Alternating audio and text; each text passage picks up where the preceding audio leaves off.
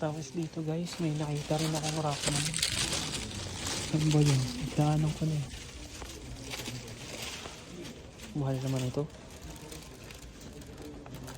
3,600. May nakita akong rack naman kanina. Saan naman?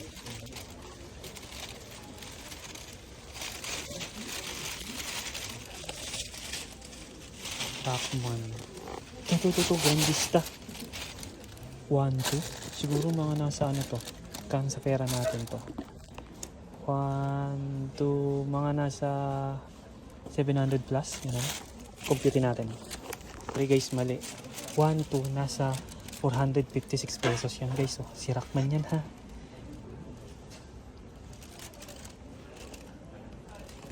Oh, 456 oh. 1, 2. Tapos ito naman, magkaiba yung presyo niya.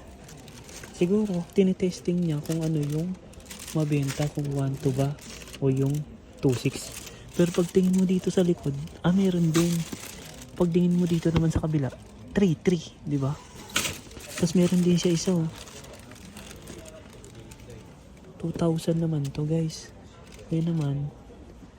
Ito, last one lang, 2,000. Ito sa ba nasa yan? 500 to 600. Mga ganon. Mga ganon. Ito 456 oh. Diba? Napakamura. 456 si Rackman. Diba? Paldong-paldo na. So yun lang. Pinento ko lang.